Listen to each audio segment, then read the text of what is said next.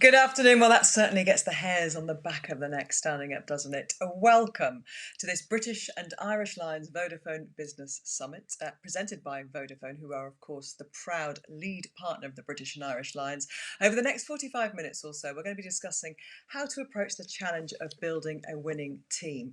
And I've got some fantastic guests who know all about that, how to take on this enormous challenge. First of all, though, I am absolutely delighted to be joined by a woman who has built many a successful team, Anne Sheehan, Director, Vodafone Business UK, who leads Vodafone's business division. Good afternoon, Anne. How excited are you about the Lions? Well, first of all, lovely to see you again. The last time Gabby and I saw each other was in person, which was nearly 2 years now. So in this virtual world, everything has gone virtual, which is great. So first of all, we're delighted to be the lead partner. Obviously, the company, we love rugby, so we sponsor the Irish rugby team. But building on that heritage, we are delighted to be the lead sponsor. We're really, really excited. And I guess the excitement really starts to build now as we get closer to the games. I'd like to extend a very warm welcome to both our UK and Irish customers who are joining us today. So we have a big lineup planned, Gabby, over the next few weeks. We've got our app, so I'd encourage everybody to download the British and Irish Lions app. It's fantastic. You can do some really exciting things on the app. But yeah, we're thrilled, absolutely thrilled. It's very aligned to the Vodafone values around coming together as a team, being focused, getting out there to win. So yeah, really, really looking forward to the next few weeks. And indeed, and I'm sure like every other event, we'd all love to be there ourselves, wouldn't we? We'd love to be going out to South Africa. We have to make the most of it though, don't we? We have to enjoy Yeah. these things virtually. And I'm sure you at Vodafone are making sure that all of your customers enjoy the Lions tour as much as we possibly can. I think we all appreciate it so much more, don't we, these events now? Absolutely. Yeah. I mean, like, would we all love to be in South Africa? Of course we would. But I think, the plan is we'll make the best of it. Obviously being a comms company, we can, hopefully bring the game to the fans as much as we can via the app and how we're going to, what we're going to do on social. So I think make sure, for everybody that follow us and we'll try and make it as best an experience as we possibly can. But I think the rugby will speak for Get itself, the app. hopefully. Good stuff. Good stuff. Get Well, the joining app. Anne and myself, we are very, very lucky to be able to introduce the three-time head coach of the British and Irish Lions, Warren Gatland, as well as his captain for the 2021 tour to South Africa and the most capped international player ever, Alan Wynne-Jones. Good afternoon, gentlemen. Hi, Gabby. Hi, Anne. Where do I find you both? Are you in hiding, secret locations, getting yourselves ready physically, mentally? How does that look for you, Warren, at the moment, 10 days or so out from finally meeting up for good? Yeah, just kind of some final planning sort of going on in terms of sort of behind the scenes stuff. We've looked at the first couple of weeks and when the camp comes together, trying to predict what players we're going to have available to us, what ones might be in the Premiership final or maybe in the playoff championship final. Saracens are involved with that as well. Who might be involved in the Rainbow Cup final potentially. So kind of a little bit of planning and mixing and matching with that, just trying to get things together and having a little bit of a break because it's going to be a pretty tough and challenging 8 weeks, not just for the players, but for the coaches and the support staff, the medical team, the strength and conditioners, the analysts, everyone, they work their absolute butts off. They will be in South Africa. Yeah. It's an enormous team, an enormous challenge. And Alan Wynne, one you know very well, your fourth tour as a British and Irish Lion, captaining this side as well. I guess for you, you just want to keep yourself as fit, healthy and well as possible and get yourself to that kind of first day of meeting up together as a whole squad, don't you? Yeah, very much so. We've obviously had our admin day, I think it was last week. So we've all had the dip of the toe, if you like, into what the tour's going to be like. But it's been a bitty end to the season. It's been a bitty season as a whole, really, with obviously everything going on and the Rainbow Cup for ourselves. But there has been an opportunity to, I suppose, recuperate at times and condition and get some quality training in preparedness for what's going to be a tough tour. Okay, good stuff. Well, as we mentioned previously, today is all about winning and building a winning team. So we're going to cover quite a few areas: the team selection process, the importance of surrounding yourself as a leader with a trusted support staff, data and the role that plays in building a team, and the actual process of building and moulding a team. Once all the personnel are in place, it's not just about data, is it? There's human kind of foibles and human personalities to take into consideration as well. And then we're going to finish off with a live Q&A. So please share your thoughts, share your questions in the chat box as well on your screen. Submit the questions throughout the show if anything pops into your head. And if it's for a specific guest, could you start with their name? So hashtag Warren, hashtag Alan Wynne, or hashtag Anne, and I'll pick these out and put them to our guests at the end of the show. But the first thing we're going to do is, Warren, we're going to have a look at this squad that you have got together. And Alan Wynne mentioned it there. It's been a tough season. It's been a bitty season. Players have been injured. You've had teams like, the glory team of Saracens playing in the Championship, and that may be affecting the national team of England. So there's been so much to kind of wade through over this last year. Let's have a look, though, at the squad you have selected to take to South Africa, and you can talk us through what goes into that process. You're selecting ultimately 15 players from that to play in a test match against the Springboks, and they have to be more than just a group of brilliant individuals, don't they? Yeah, there's a lot of things. There's no rules, really. I mean, I think when you're trying to do it, there's when I talk about no rules, and everyone talks about, you want consistency, but everything, you've just got to weigh up every scenario and every situation. So you're looking at players that have performed well for you in the past, maybe in previous Lions tours, players that have had good Six Nations, some youngsters that have come onto the scene that you feel like you can develop through an 8-week tour, in terms of the preparation camp. And then you're looking at players that may not have had great Six Nations, but the quality world class players. So there's no rules for it. It's just picking a squad, trying to discuss and go through each player, each individual. But one of the things that we really focused on this time was we felt that the rugby will take care of itself, and we focused on the individual, and we feel like we've picked a squad of 37 really real quality men and people that are going to face up to the challenge. They will go into battle with each other, look left and look right, and be happy and comfortable with the guys next to them. So those were some of the things that we looked at in terms of really focusing on the individuals with the squad. So the personality is as important to you when you're making that selection for that overall squad, and how those personalities blend together as well. For this squad, it was paramount for us, and I can say, look, we haven't always got that right, and sometimes those are the things that you talk about, and hopefully you do. You get a couple of calls wrong, but definitely for this squad, it was about picking some quality men, some quality individuals, and with a tour like South Africa and the challenges that we will face. Sometimes you get to go into dark places, not just in terms of not just the rugby, but the challenges off the field and the challenges that we're going to find ourselves in, being in a bubble. So you want men who can be supportive of each other, can rise and face up to the challenges when it becomes tough, or the rugby gets tough, or the training becomes tough, or being away from family. We know the challenges that's going to pose for the players as well. So that's, like I said, the rugby was the easy one. That'll take care of itself. But for us, I'm really pleased. And we, as Alan Wynne said, we had a night in London last week, and it was a bit slow and a bit quiet, but it was really nice to see the boys just sort of bond in the evening. They had a couple of quiet ones during the evening, which was great, and just they were absolutely brilliant. And the response that we had from the sponsors the next day and anyone that was dealing with the players was incredibly positive in terms of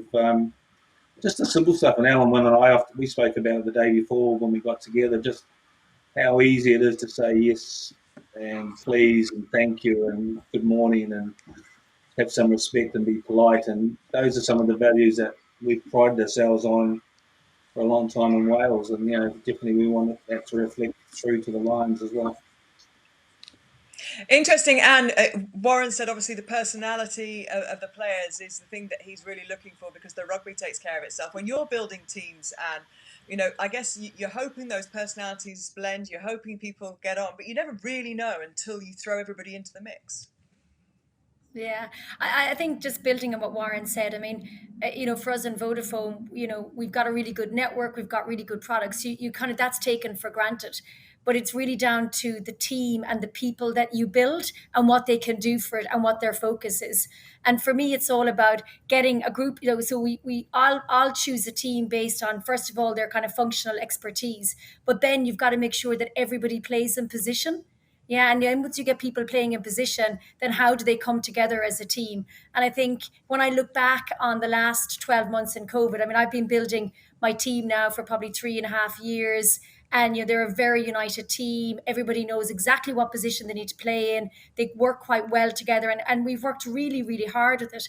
And actually, just building on Warren said, a lot of it has been around sharing more the personal side of that team. So my team knows a lot about each other. They know what makes each other tick. And when you're, in either trying to do something for a customer or you're in sales mode, whatever the case may be, knowing how the other person ticks makes that team come together. But when we entered in COVID, when overnight for our industry, connectivity became everything. Just think about, in your daily life, be how you connected with your family, your friends, in business, the power of needing broadband or mobile. It was incredible what I saw our teams do across network, technology, digital, sales. Everybody just played in position. Everybody came together, and we had one common goal, which is we need to keep the UK connected, and for our Irish customers, we need to keep Ireland connected. And I just saw just the power of team, but it was that personal side of people, that kind of trust. And everybody leaning on each other and knowing each other was probably the difference. Yeah. So back to Warren's view on, the rugby take care of itself. In our industry, we've got to have great products. People expected a great network, but it is about how the team comes together to make that special for our customers. And that's the differentiator, between us and I guess our competitors. And I guess, Alan Wynne, that, there are going to be, Warren talked about the debutantes there. There are going to be people like you who've played on a tour before, not anyone who's played on 3 tours before. So it's a long time since you were a debutant. Can you remember, and will that memory help you to help those debutantes to integrate quickly? What do you do to kind of make those players realise that the power of what they're doing, the power of the potential, and what it is to be a Lion?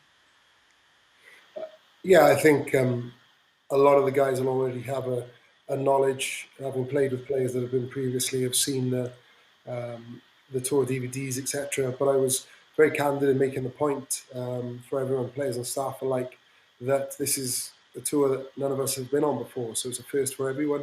The things that you get to experience, and I suppose you get to lift the veil and see a bit of mystique behind the Lions and be involved with the badge, which is so special to so many people.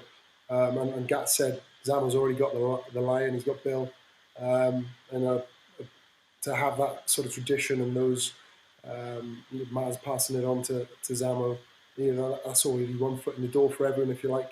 But we probably learn a lot more about each other and how we're going to deal with everything, I suppose. And like Gat said, on the personal element things on the rugby pitch, on the dead time we have in between training. But they've already had a taste, and it's funny that evening. Gat said you could feel the vibe in the room, that everybody knew this was a Lions occasion. It's day one, if you like. I know we have got a two-week break before the next one, but you could see it and feel it on people's faces, and the fact of this was the start of a Lions tour. An exciting moment for those debutantes. It'll get real for them very soon, though, won't it? The kind of pomp and circumstance goes. You get into that training environment and what's expected of you. Does it feel, as an internationalist, when you take that first day of training as a Lion, is it different to, say, joining up with Wales? It's very, very similar. You hear the expression about first day of school, and or everybody says, "Oh, new friends," whatever. But a lot of us have played against each other. Quite a few have played with each other of different domestic teams. But that first day as well, there'll be a bit of sounding out, I'm sure. I'm sure there'll be a couple of quick sessions, particularly with the way Gats likes to train, short, sharp, and intense. But the majority of players, all players, are at a level, the learning capabilities, the speed, and all those things. we should get up and running pretty quickly, and then you can enjoy as well. I think it's very easy to forget that you've got to make sure you enjoy the experience, because the productivity in the rugby will be better for it, but we'll all be successful for it as well. But it's just difficult, like we said earlier, and the fact that we've got to wait 2 weeks and then go to Jersey and then wait another week or so, 2 weeks for whoever's involved in those finals to come along as well. So everybody be part of the foundation. It'll just be probably spread over a few week period. Is there always someone that likes to show off on the first day, Warren? Oh, you want, we spoke about individuals, but you want personalities as well. You want people to come in there and be comfortable in expressing themselves, but when you have to sort of toe the line and sort of do the things that are right, you want people able to do that. But I love having different personalities. So Stuart Hogg turned up the other day with a yellow hairdo, which I thought was absolutely brilliant. So he got a bit of stick for that, and then but I don't have any problem with that. I don't have any problem with guys celebrating after scoring tries and things. And Alan Wynne spoke about things, and one of the things that we always talk about, and we'll mention this with this group as well, and within an environment, is we always talk about how lucky we are, how privileged we are to do the jobs that we do, and how hard the guys work. But there's something more important than rugby, and that's always about family. And I always stress that with the players, and it's not just talking the talk; you got to walk the walk with that. And what I mean by that is that if I can get things are right at home, and the partners or the wives and the kids and things are right, then I get a much better product on the training pitch and a much better performance in the weekend. And so we always stress about that, the making sure that those things are right and that the players things are right with the family. And it's a big focus. It's going to be for us on South Africa. So we'll probably be ringing the partners of the players over the next couple of weeks and just say, here's my number if there's anything you need while on tour and stuff, or something you need to contact us. So we want to make sure that those things are right with the challenges that we're going to face. And then you spoke to Alan Wynne about the Lions, and everyone loves to play for their national team, and they're so proud to do that. But I've been lucky enough through my rugby career and see the expectation, the responsibility, and the history that two jerseys have had a significant impact when players have put on. One's been the All Black jersey, and the other one's the Lions jersey, and it's kind of like I said, you want to play for your home nation and do that, but when you put the Lions jersey on, it's another level of expectation, eyes on you, having to perform, having to wear that jersey with pride and think about the past and the history and leaving a bit of a legacy. So, and that kind of makes it a little bit more different, but also a little bit more challenging and kind of the expectation of that and having to front up and perform as well. Well, Warren, you have picked a very experienced captain for this tour. Let's have a little look at Alan Wynne in action. Something is, but we can get better, yeah? So whatever happens for Wednesday, whoever's selected, we spirit on now, we get thicker, we get stronger, yeah? Individually, we pick each other up, and that's when we get well. That's when we review the game, yeah? Happy?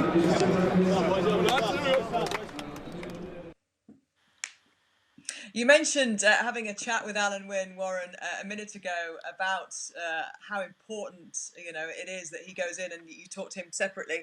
What will Alan Wynne's role be over the next few months or so for you? Is he kind of your kind of guardian, your custodian? Do you send him in with bad news ahead of time? Do you get him to kind of soften somebody up? What do you use him for within the camp of players?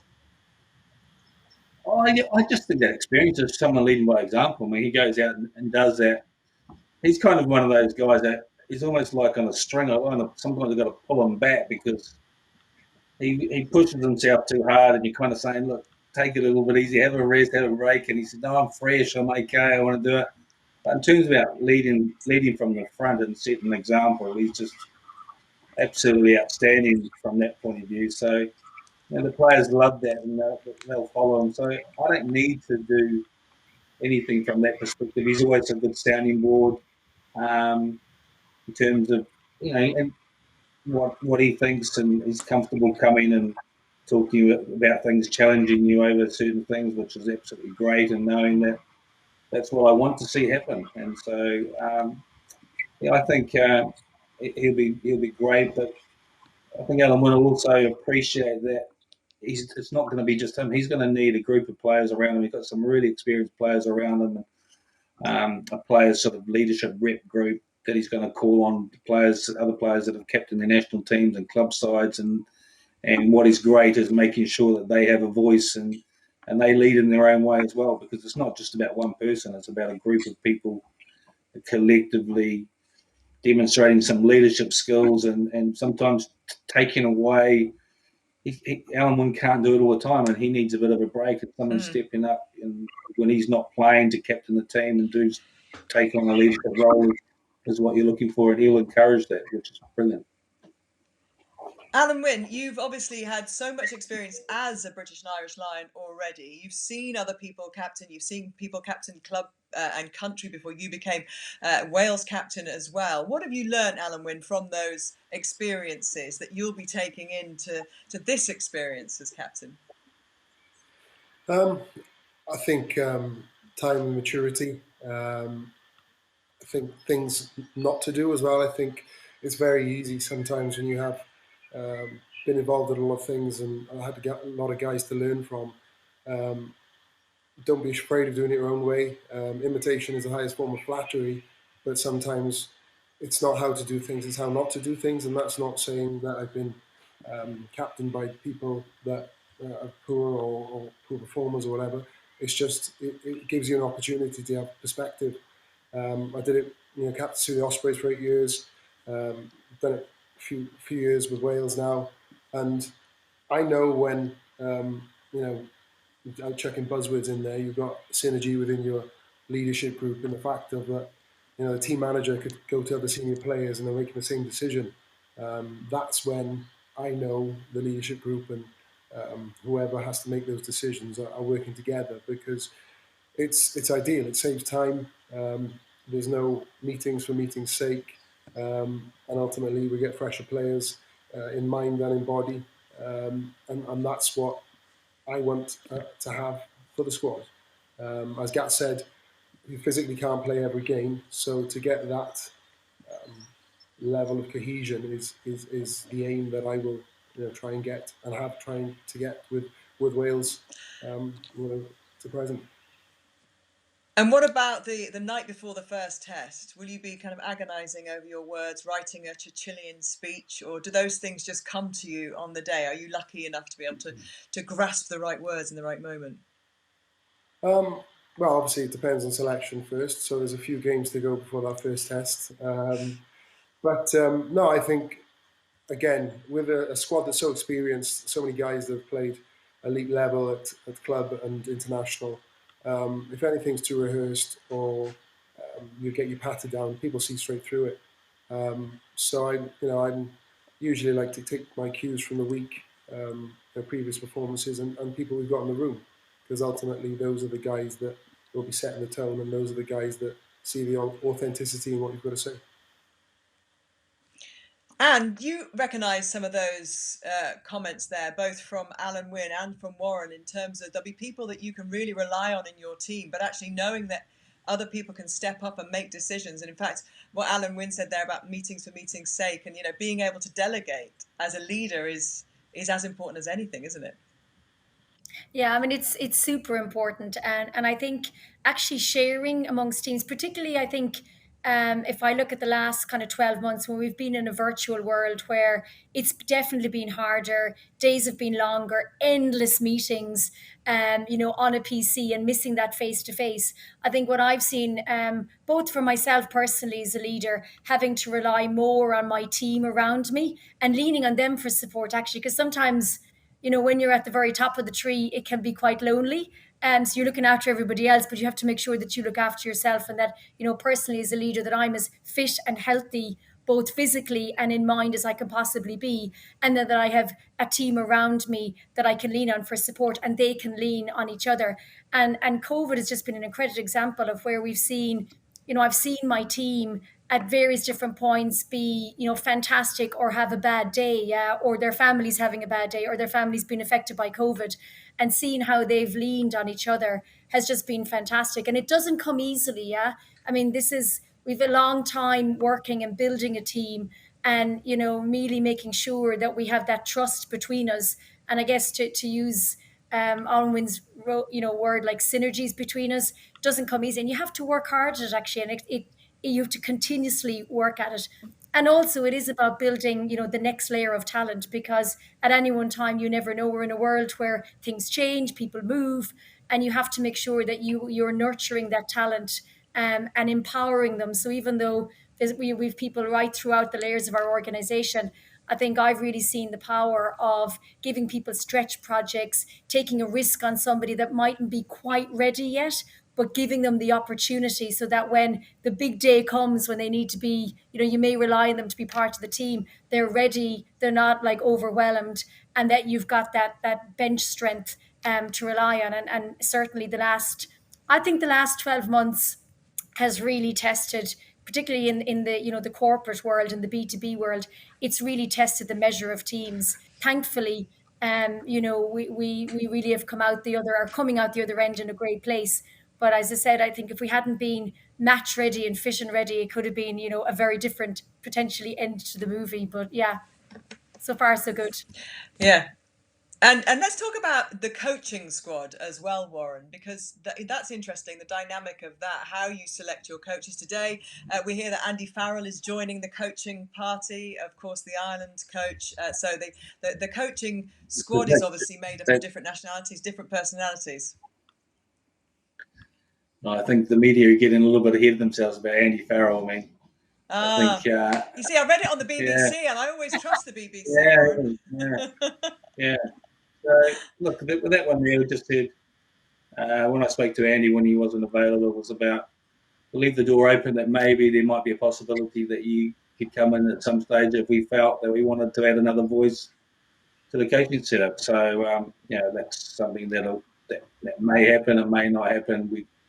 We've got a group of people that we're committed to at the moment, and we want to see how that they work and operate together. And so, a lot of the stuff that Anne said sort of really resonated with me in terms of empowering people, not micromanaging staff, giving them ownership about the things that they do within your coaching team, and me sort of working with them and trying to sort of mold a group of people together that feel like they've been trusted to do their role, and that I trust them, and like I said, I'm not looking over the top of them, and that we work together, and where they feel really comfortable challenging me, and know that I'm going to challenge them as well, so that we feel that we get the best out of each other. And it's nothing personal. There's nothing wrong with having a good discussion, a good debate about anything, and being comfortable with how do we make our environment, how do we make things better so that we can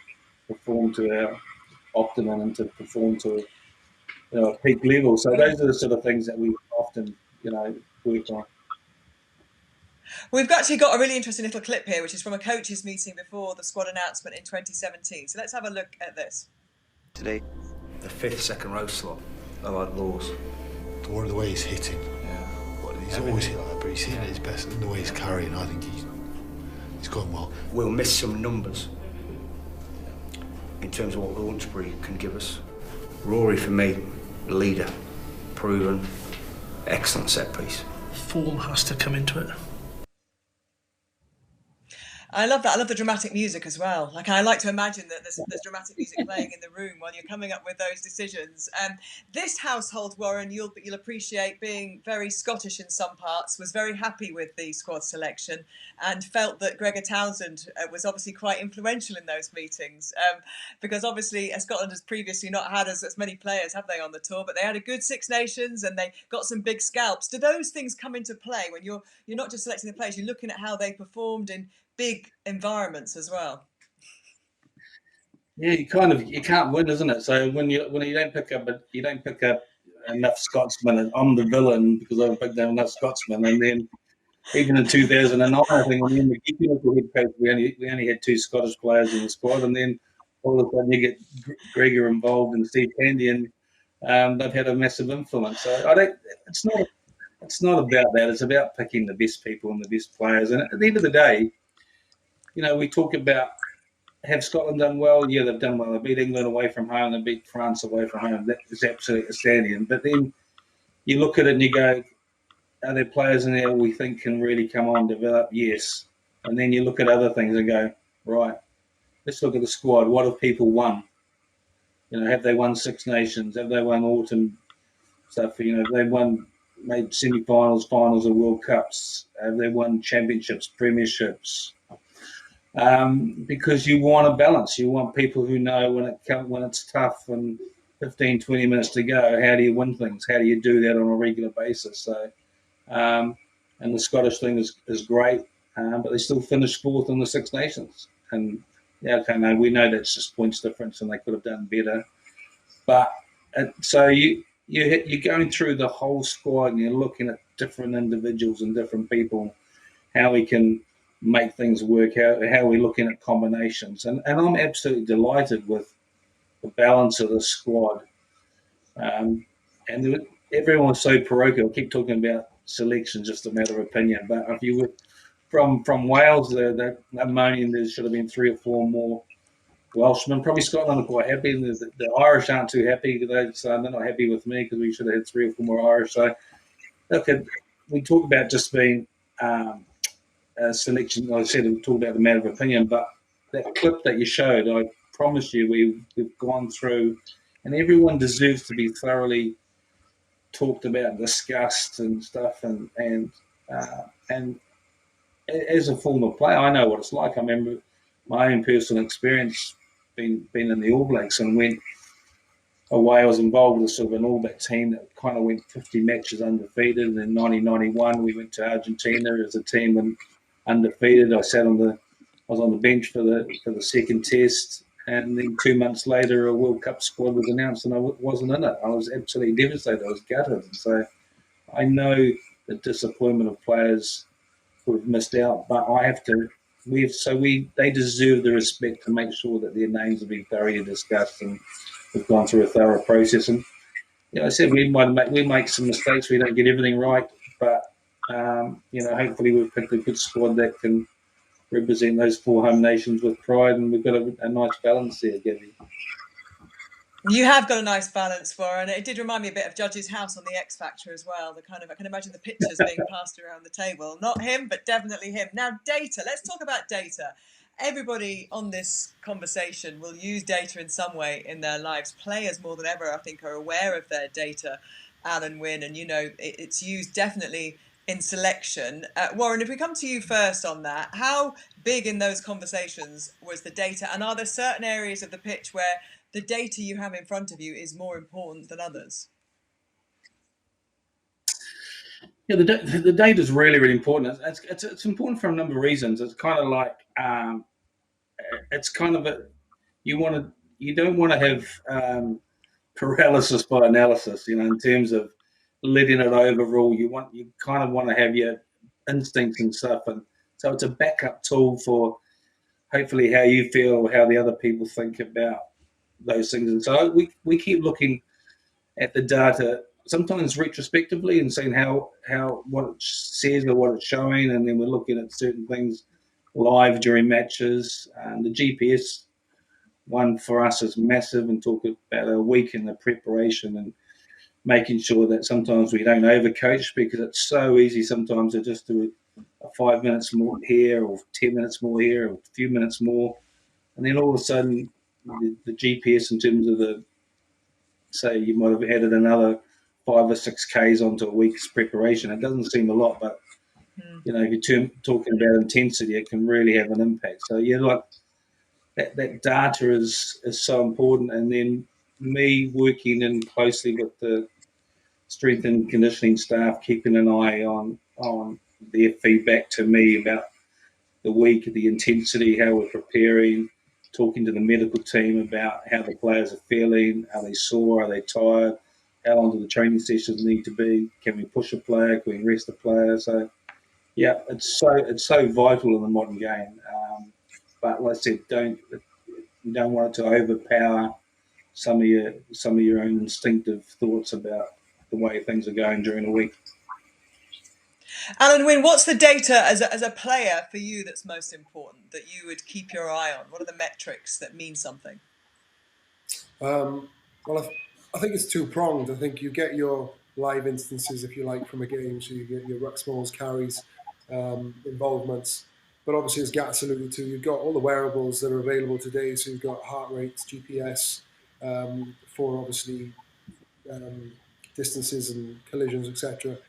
But I think the bigger thing overriding all the data we do collect is interpretation, because the numbers can tell you one thing, but your performance can look different. But I think there's a stem before you even get to take the field.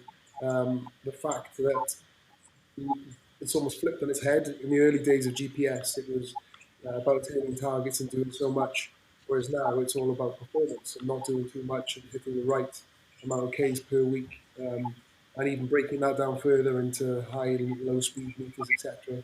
So you're ready to have the performance and the KPIs that you need. Otherwise, the data is virtually useless, really, because it's ultimately about on-field performance on the weekend. So it's a great tool, particularly for reintroduction of injured players and monitoring.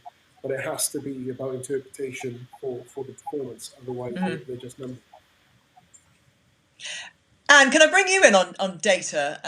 I don't know how much data you can use when you're looking at your team and building your team, or is it more helping them to make decisions that they have access to data? Yeah, I mean, I think particularly in telco, we're a very data-driven business, but there's kind of three things that I would say that we use data for. First is for lead indicators. So what is the data telling us? And therefore, can it help us to predict what we think is going to happen? And therefore, if we can predict what happens, then we're ready and we can maybe either prevent, or we can, for example, bring propositions to the market prior to anybody else. So first, it is about lead indicators. The second is about look back, and not in a way, I use the look back for what could we have learned from the situation? What did we miss? And how can it make us better? So the look back is really, really important, but in a very constructive way. So it is about using data to be constructive. Otherwise, teams fear it. Yeah, and when they fear it, then you just it creates kind of a bad atmosphere and a bad culture. So I think lead indicators, a retrospective look back, so you can learn, be constructive. And the third is really to take emotion out of things. So what's the data telling us? Because often I think both in sport and probably in the business world, things can often get very emotional, very heated. And what I use is say, okay, let's start with the facts. Let's leave the emotion outside the room. What does the data tell us? And then you've got to look at the data. And then, of course, you've got to put your own judgment, a bit of gut instinct. So the data isn't everything. But three things: lead indicators, look back and retrospective in terms of a learning mode, and then sometimes to take the emotion and heat out of things and say, what are the facts, and then we can go from there. The training camp this year, Warren, is going to be in Jersey, lovely Jersey. Before we get to talk about that, I just want to have a quick look at this clip, which is perhaps illustrates some of the importance of what goes on these training camps. Well, this is actually players just training. I was going to say there's a clip about the Lions coming up with their own set of rules, their own laws. So if we can have a little look at that first, and then I'll ask you a couple of questions about it. I mean, sacrifices. People have made big sacrifices to be here, and it's a great opportunity to make the most of it. You can't stop crying. Basically, we said there's no excuses for being late unless you had an excuse, was one of the points we had. And when we finish the tour, we want to avert the respect of the South Africans. We want to win the series, and we want them to respect us. If we win the series, they don't respect us, then we'll take that. But we've got to. There's a lot of big players in this room, far bigger than I am in terms of the rugby union, that you've played both this season and in your careers. And I sort of like had to battle myself just to put that to one side, for instance, and not want to appear arrogant and a big-headed bastard thinking I'm the ultimate professional having played rugby league. I don't profess to be that. But what I do realise is that we've got to come together, and all of us have got to communicate and talk collectively and throw our hat into the ring for 8 weeks, irrespective of cultures and experience. We've all got to put 100% in, and I reckon if we do that, we'll be successful. I guess that's an example, Alan Wynne and Warren, of what you were talking about earlier on, about players taking ownership of the tour and taking ownership of their own decisions. Obviously, there's a slightly more light-hearted element to that. But is that the kind of thing that will be going on in Jersey, Warren? Yeah, absolutely right from the start. So there's nothing more powerful than peer pressure. And for me, it's kind of like the players setting their own parameters about the expectations and rules. And, normally say if you're going out, what time would the curfew be? What time are you back? What are the things? And, meeting times, being late, wearing the right kit, all those sorts of things. And the players, they police that a lot. And so I don't have to get involved. You don't want me getting involved in those sorts of things. And just a word from one of the senior players or from Alan Wynne to a youngster, sometimes all that it needs, and sometimes others they might need a kick up the backside by a player or something. So yeah, peer pressure is the first thing, and then we can step in if something's a little bit more serious from a management point of view, and that everyone's then they know what the expectations are. They know right from the start, this is what is required. These are what we've agreed to a team in terms of the parameters and the rules and what we do. And so there aren't any excuses. There's no excuses from me. There's no surprises. And like I said, the players are the ones who really drive a lot of that. And I think the good thing about that clip, I think it was 1997. So that's sort of a couple of years after professionalism sort of really introduced. So I mean, a lot of those things now are probably a given, and it's easy for players to talk about that and to do things. And for us, we'll be talking about some of the pillars that we will find are really important and that we will sort of talk about and fall back on, as this tour goes on. But a lot of it's definitely going to be driven by the players. Yeah, that 97 tour, obviously iconic for so many reasons, and was the subject of a brilliant documentary as well, and gave all of us a kind of real insight into the lines. But you rightly point out, Warren, it was only a few years into professionalism, so things will have changed. But I guess, Alan Wynne, as someone who's been on a few of these tours, you've seen these court sessions, you've seen these kind of adaptations of rules and how kind of people, learn their behaviours for tour. Have you had any big finds yourself along the way, Alan Wynne? I think that's the challenge. The less you have is the better, obviously. But it's all fun, and I think the funny thing, the fine system and a fine system isn't always about punishment. It is sometimes. So you like to see people suffer, but a lot of the time it's to support the community, because that's what effectively you end up having, because we're going to be in close proximity for so long in such an intense environment. You do develop a community in no other sense of the word, I suppose, and that's why you need the jovial element. Otherwise, it gets very, very difficult, because we're going to be in each other's pockets for so long. But it's also I suppose, catch-22 in the fact of the fun side of things can't be forced. There's nothing worse than somebody telling you have to have fun, and that's what sort of comes out. That's what comes out of a fine system, that you can enjoy it as well. Go on then, tell us though, because we do want to have some fun. Tell us one of the more idiosyncratic. Look at your eyes, I love that. One of the most idiosyncratic rules that you had to obey that was on the outside seemed very banal, but seemed to be quite difficult for people. Do you know what? It's one of the simplest ones, though. It's just wear the right kit. You'd be surprised the number of guys that would simply, because you are privileged. You get a big bag of stash, and it's not hard. You get told where you're going to eat, what you need to wear, and the number of frequent offenders that would literally have the wrong kit. And there's always one.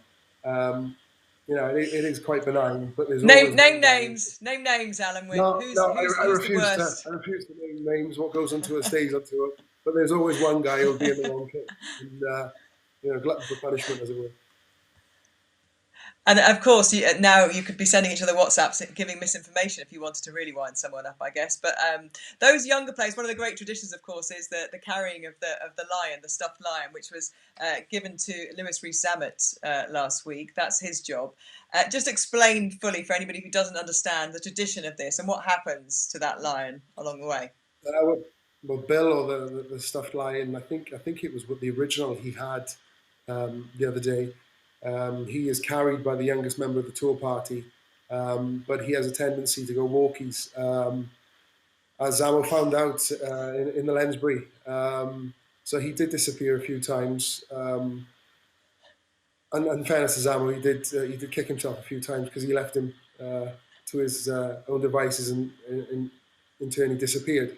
But I think he's looking to invest in a tracker, so I'm sure we can get that removed by one of the and so he was advised to get a leash for him as well. But it'll be interesting to see how long it takes for Zamo to lose it. Wasn't Maro Itoje tricked into carrying a fake lion at various points on the last tour?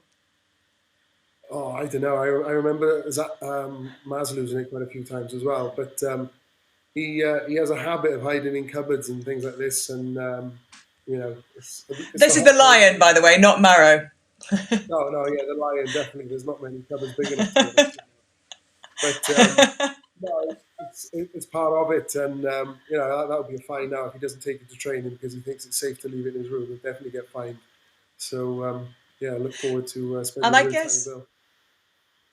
What you're giving us there is an insight into when you're building this team culture, you're building these relationships. When it comes to the announcement of the first 15 to start that first test, if you've been in direct competition with somebody for the weeks building up and thought you had a chance and you don't make that cut, these bonds are so vital, aren't they? Because the whole squad can't just disintegrate at that point and become some competitive kind of environment. It has to stay together. Oh, very much so. I think it's always heightened around the start of the test series, but I think we'll have spent nigh on 5 weeks together preparing each other for 5 previous games. And as Gat said early on, it's a true test of character and I suppose self-confidence if you're comfortable to prepare someone who's potentially going to be vying for your spot. If you're not strong enough or you're insecure and you can't do that, then it doesn't bode well for the performance of the team. And ultimately, we're all there to win a test series. Everyone wants to start, but you have to have the confidence in your own ability to prepare those around you and those in your position to perform at the best of their ability as well. Warren, you've been on many tours for Wales, for the British and Irish Lions, for New Zealand. You've seen a lot of hijinks, I'm sure. Does it still tickle you when you see the players kind of delivering their fines, delivering their laws, and obviously when you see the lion going missing? Yeah, it's all about a balance between working hard and having a bit of fun as well, and sort of things. And Alan, was you talking about the squad and how you react to those sort of selection and disappointments. I mean, I know it caused a massive amount of controversy in 2013 when we left out Brian O'Driscoll from the third test, and Alan captained that team in the third test and did a brilliant job. But what I really respect and admire Brian O'Driscoll for is that I gave him his first cap as a young 19-year-old when I was coaching Ireland, and then to be the first person to ever drop him in a game as part of the coaching setup. But he went there and said, I've talked the talk, now I've got to walk the walk. And what he meant by that was he was a constant captain for Ireland over years who would be talking to the players and saying, I know everyone's disappointed about not making the 15 or the 23, but those who have missed out, you've got to put that disappointment behind you, and your job is to do whatever it takes to prepare that team to give us the best performance and the best result for the weekend match. And Brian did that. It must have been really tough and really challenging for him, but he did whatever he did. He did a great job in terms of helping that team prepare for the weekend. And those are the kind of individuals that you want with the squad. You expect them to be disappointed. You expect them not to be happy about not being selected, but then how do you put that disappointment behind you and not throw your toys out and go, right, now what's my goal and my role to do the best that I can possibly do for this team to perform fair. And that's, I guess, why you try so hard, or not try so hard, but create an environment that allows this incredible team culture to develop. And could I just ask you about, Warren talked earlier on, actually, at the time I didn't pick up on it, but he talked brilliantly about how important the family is and making sure he has contact with family. And especially in these times when, these players are going across the world, in COVID times when families would normally be there, and making sure that they feel comfortable that everything is okay at home is part of his job almost. Can you tell us about the importance you think there is in finding that balance of work and life in terms of the team environment? Because your aim is one thing, isn't it? But obviously they've got multiple things going on in their lives. Yeah, but I think it's massive. First of all, I think let's put a tracker on that line so we can do that with Vodafone. So we should absolutely do that. So we'll be able to track it wherever it is. That's the first thing. It's massively important, massively, because if I think about even my own experience of my team, I spend like 8-9 hours a day with my team. I spend more time with my team there than I do with my family. So getting that balance is super important. And I as a leader have to work all the time at getting the work-life balance correct. But often it's about understanding people, like on my team, like what their family circumstances is, who's got young kids, who doesn't, who's got kids in college, and actually being interested and knowing and supporting them. Because honestly, we want everybody to bring their whole self to work. Well, if we say that, then we have to sincerely mean it, which is people have different challenges at home. Because some people need to, they can't start work till 10 o'clock. Other people need to finish early because they need to do a school run. And we just need to be able to incorporate that into our lives. Yeah. And also for me, being fit and healthy mentally and physically is massively important. I mean, everybody's working really long hours. It's quite intense. I'm in a little room here on my own, and I'm a massive extrovert, so I love people, and it's quite hard. So actually looking after ourselves, and I really push my team to make sure that they look after themselves, because it's massively important. If you're not fit and healthy physically and in your mind, then it's very difficult to be a leader and to bring your team and along. So I think it's massively important, and it's the full 360. Yeah, it's about everybody understanding each other and also making allowances for people that maybe need a little bit extra or people that don't. Yeah, so really important. Yeah, really important. And you touched there as well on, this specifically pertains obviously to business, to look after yourself physically, because looking after yourself physically, Warren and Alan Wynne, is exactly what you guys do for a job. You are, Alan Wynne, an incredible athlete, dealing with incredible athletes who are fit, who are motivated, talented. How then, when it comes to crunch time on the pitch, do you manage to get them to a higher level when they really need to kind of turn things on match day, when things aren't quite going right? This is a question from the floor. I'm delighted to say we're going out to the questions from all of you guys, and that one was sent in to you specifically, Alan Wynne. Well, I think initially it's backing yourself as well, being confident in the investment you've put in yourself from the effort, the time. But also you'll have certain contingency. You always got a plan A, and a lot of the times when you need to come through tight games or potentially need to give a team a lift, you simply stick to the plan. There will be times where you need to try and invoke emotion, but when you get to the elite level performers, the emotive stuff isn't the difficult thing. The plan and sticking to it at times, because the variables of the opposition, dealing with the ref, decisions that might not have gone your way, those are all things that sometimes you can't control, but you can control what you do in your performance. That's why we train. That's why you have a call sheet, and that will all start from the training blocks that we'll do for this tour from Jersey. But you train and you plan for a reason, and it's those times. Warren, this is from the floor as well. A great question. From a management perspective, what is different about leadership of an occasional team? I like that, like the Lions. Sounds like a Sunday league team, doesn't it? An occasional team, or perhaps a national team or a club side where you're with them on a more permanent basis.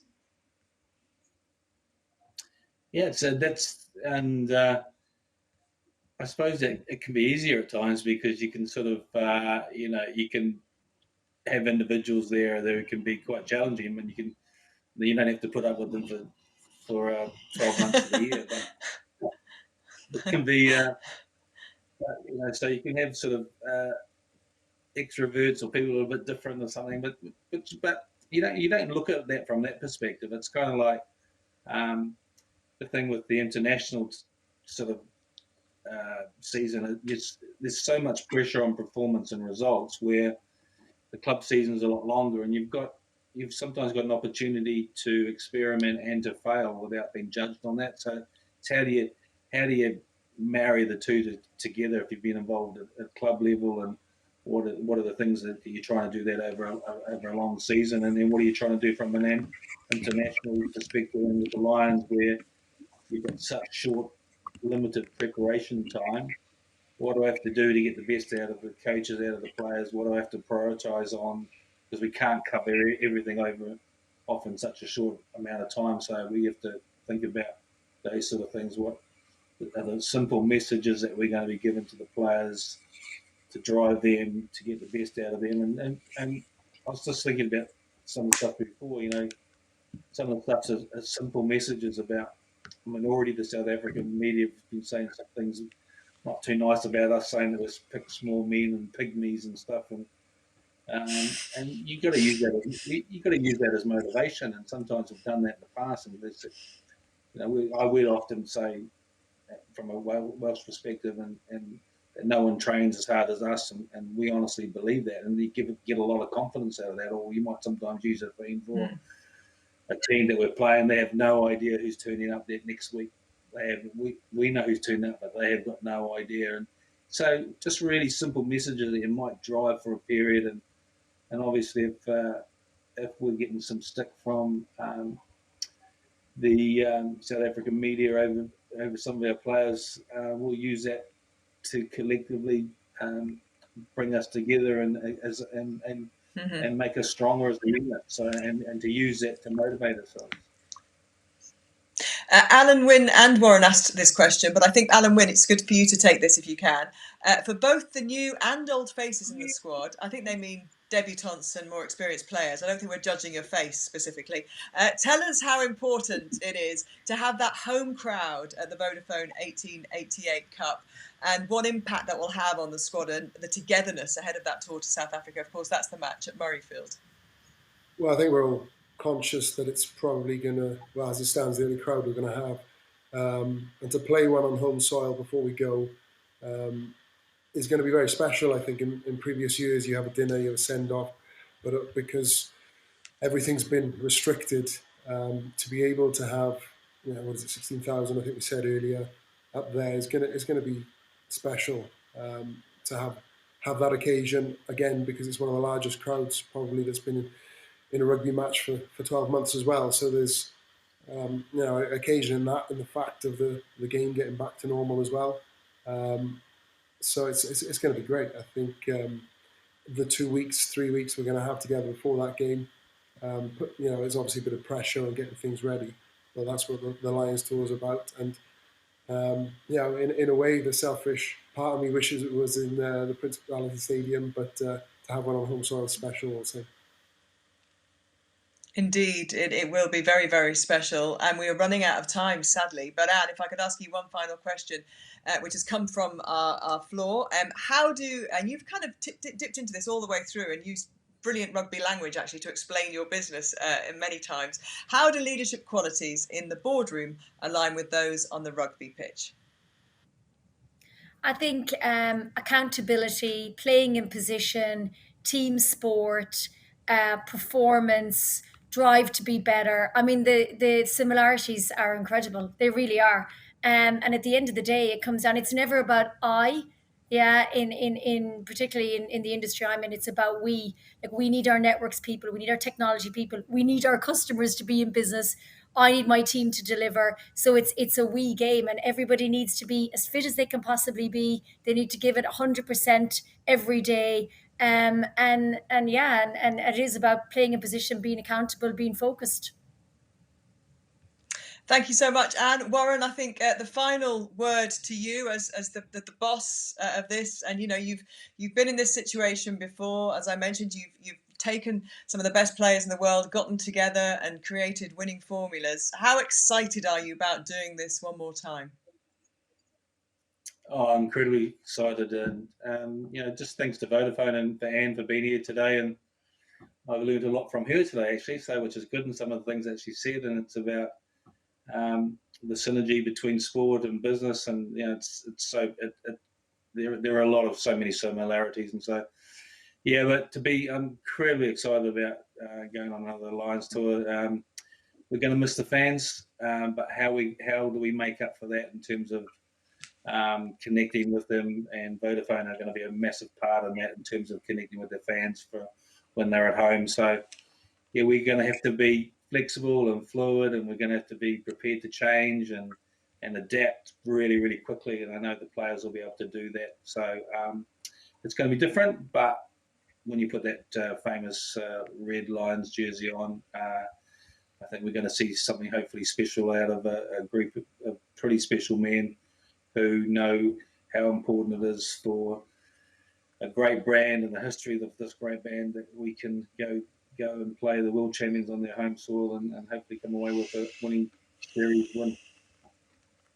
Yeah, it really, obviously in this year as well, when so many things have been in the balance, I think it's going to be just so appreciated, Alan Wynne. And what we have learned, if nothing else today, and I've learned a lot myself, Alan Wynne, is that you're going to get a tracker designed by Vodafone for Phil, the Lion. So the first thing you need to do is text Lewis Rees-Zammit and tell him he's going to be okay. I'll make sure he doesn't get it. Unfortunately, that's all we've got time for. But thank you so much for tuning in to the British and Irish Lions Vodafone Business Summit. I want to say thank you to all the guests. They were brilliant. To Warren Gatland, of course, and Alan Wynne-Jones. Thank you for joining us as well. Best of luck to the guys on the tour. We are going to be speaking to them hopefully throughout that. Those Springboks don't know what's coming, I'm sure. And to Anne as well for her insight in how she builds teams. And Warren there said that he's learnt from Anne too. So Anne, over to you for a final word. I just want to say thank you both to Warren, Alwyn and to Gabby. A massive thank you on behalf of Vodafone. Thank you to all our customers across the UK and Ireland that tuned in today. Warren spoke about the fans not being there, so we mightn't be there physically, but certainly in Vodafone we'll make every effort to make the experience as fantastic as possible. So thank you all. Thank you, Anne. Thank you, Alan Wynne and Warren. Thank you for watching. Watch out for the next of these British and Irish Lions Vodafone Business Summits. But all that's left for me to say is have a wonderful afternoon and goodbye.